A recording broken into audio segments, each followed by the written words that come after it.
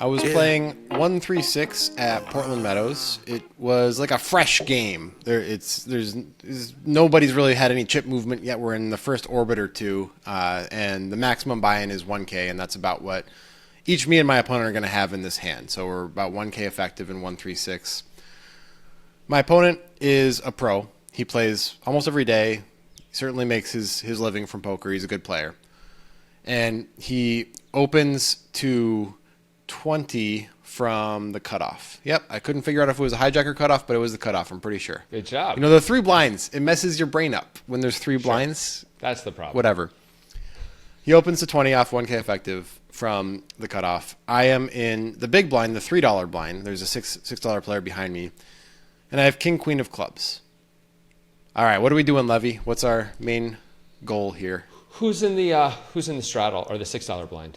Is it a pro or no? It's not a pro. I'm pretty sure, if I remember correctly. It's like it's a competent regular who's not like amazing, but they're not giving it away though, necessarily. No, they're not giving it away. It's Okay. not. If they were giving it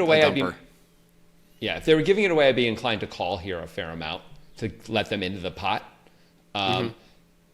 Without that in place, now I'm much more interested in 3-betting since he opened in late position. So I think this is mostly a 3-bet with the king, queen of clubs. A call isn't horrible, but I think a 3-bet is better.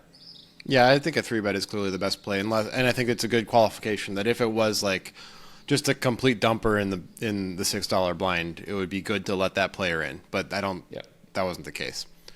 So I did 3-bet. What sizing are you going with here? 1K effective. He made it 20. Probably like 90 to 100. I probably go 100, 80. but I go a little higher than that. But whatever. Yeah, it's fine. 4x out of position with no callers feels like normal and fine. Yeah. But either way, he calls after a brief tank. He's very invested in not giving anything away with timing tells or anything, so I don't have any. He's good at that, so I don't have any sort of tells with like how long it took him to call. He could have been considering a 4-bet. He could have not ever once considered a 4-bet. I don't know, or a fold. But he calls. Every 2 weeks, we have a special Poker Guys Mystery Bounty Tournament on Clubs Poker. Come play, try and knock us out. There's money involved. It's great. There is money involved, and there's more money for you when you use the code POKERGUYS when you sign up because there is a 100% deposit bonus. Sign up today. Mysteries await. If you're following the Poker Guys, it's safe to say you're all in when it comes to breaking down bets, strategically playing your best hand, and raising the stakes to the next level. And if you're looking to up your game and decision-making abilities, look no further than the Risky Business Podcast. Every Thursday, professional poker players Nate Silver, yes, that Nate Silver, and Maria Konnikova, yes, that Maria Konnikova, cover topics like why ChatGPT sucks at poker, how to ace tournaments like the World Series of Poker, and what you should do when it comes to learning from mistakes of the game. Using an analytical lens to think about odds, incentives, and outcomes, Nate and Maria discuss the hands they've played well, the ones they regret, and what they can teach us about taking risks in poker and all aspects of life. Find Risky Business wherever you get your podcasts. So we've got like $170 heading into the flop. I have King, Queen of clubs. The flop is Ace of spades, Jack of clubs, 3 of diamonds. Okay. Well, all right. Pretty interesting flop with the King, Queen of clubs. Sure. So which direction are we going? I mean, I think you can have a couple directions here. I think a check raise is an interesting option, actually, or a check. Check is the dangerous thing about a check is you're going to get a check back from a lot of hands with showdown value that you're just never going to get to fold if you don't improve. Exactly. So that's a concern. Right. You have to get the check raise in successfully, otherwise you lose that ability. Now, you do get a free card every time he checks, which isn't the end of the world. I think this is just the board, though, that we're mostly betting. This is a pretty good hand to bet, right? Like, we'd be really thrilled with a fold. We're happy to tell the story so we can either build a pot when we get there later or more likely not get there and push harder. We have the nuts much more of the time than he does. We have stronger hands than he does here. I think I'd just mostly be betting. And what size do you want to go? We do not have to go very big. He's got some automatic folds. It's Ace Jack 3, is that right? Ace Jack 3, Rainbow, 1 club. Yeah, right. Yeah, like if he has like pocket 8s or something like that, he's probably just going to throw them away to any kind of reasonable bet here. I think we can go, $60 ish. I think that's totally fine. That's exactly what I bet. $60. Nice. Unfortunately, he did not fold. That would have been the best result. He calls after a brief tank, as he is wont to do. Yes. And we add 120 to the pot, so we had to the turn with 290 in there. And this is really the whole hand right here, is this card and what we do with this card. It's the 9 of clubs. So we pick up the second nut flush draw. Unfortunately, it's not the ace of clubs on the board. The ace is the non-club. Yeah. It's a jack of clubs. It does mean I have a straight flush draw, but that's not really that relevant. It's just kind of cool. So how do we want to approach this? We've been called. I guess the first question is, how do we range him at this point in the hand? I mean, I think he's calling on the flop with gutters, with aces, with jacks, and maybe some 2 backdoor hands when we only bet 16. He's in position, and we're somewhat. Yeah, he could have the other king 10 or queen 10 or king 10 or king queen that has like the other backdoor draws for sure. He might hold on with some of his slightly bigger pairs. If he has 2 10s here, he might decide to call once. I don't know. He might just fold on this board. It's such a brutal board where you're often really going not to a face good more spot. aggression. Yeah, you're just the only reason to hold on with 2 10s is because you're in position and Grant might give up sometimes. Grant might check the turn and then we can, I don't even know. Do we trying to get to showdown or are we trying to bluff kings? I'm not even sure what we're doing, So I don't know if he's holding on with the hand, but I think he's calling any jack, even though it's not that different than 10s. Still, I think he's calling any jack. It's just like a little too good. And if he's folding that, he's folding too much, right?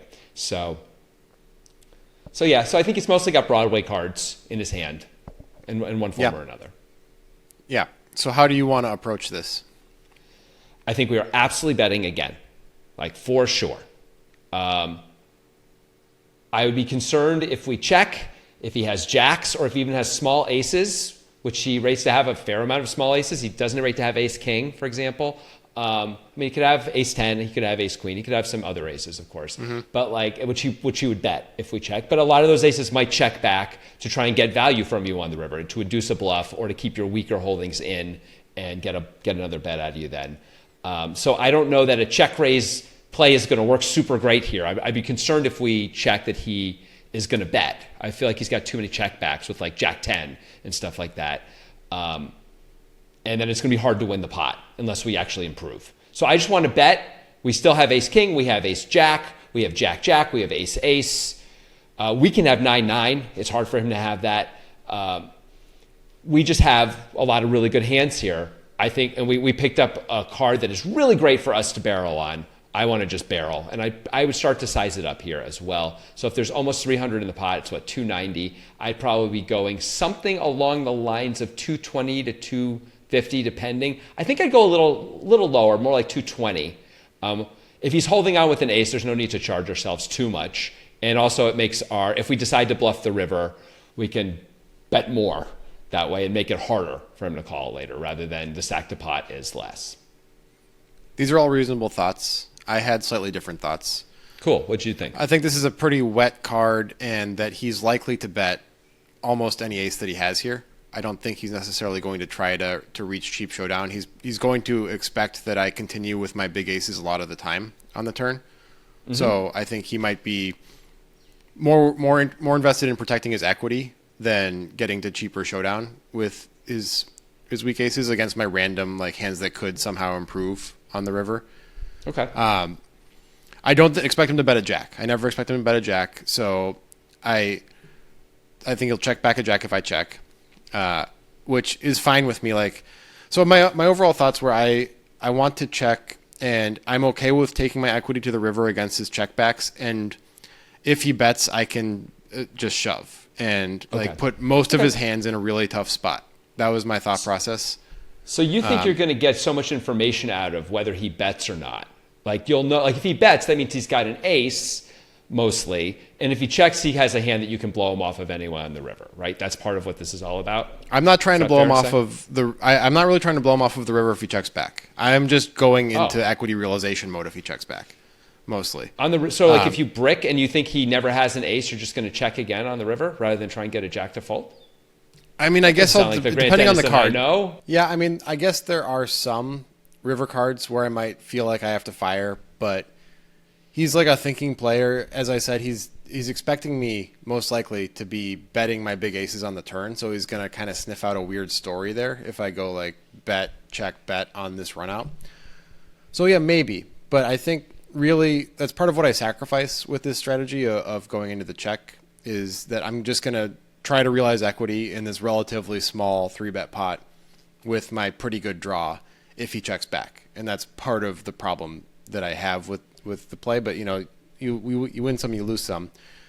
More, I'm hoping that he bets and I can get in a check raise or an effective check jam, because I think a lot of his range wants to bet but does not want to call off a check jam, right? Like, Yep. he has some monsters that he's waiting with, but he has some. I think he's, like I said, I think he's going to do a decent amount of equity denial with his medium and medium plus aces. I don't think he has any ace king necessarily. Maybe sometimes a little bit of ace king, but like ace queen, ace 10, those types of hands. And of course, he has all of his hands that he floated with that are similar to my hand on the flop. The king 10s, queen 10s, king queens with backdoors. Queen 10 of clubs is not available, so that's pretty interesting for me. He's like not going to be able to call off if he has queen 10, even though it's an open ender, because he doesn't have of clubs. So I want to capture max value from those. So I'm hoping he bets.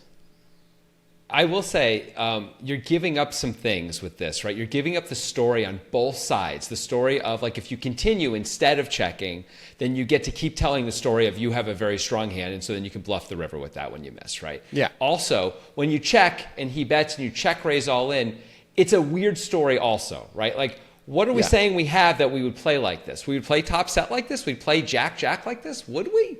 I don't know that we'd really play jack-jack like this, I actually would, and I have in the past. Yeah. Not against him, and I don't know if he's witnessed it, but I, more than pretty much any other pro that I know, I try to find more check raises, in particular on the turn.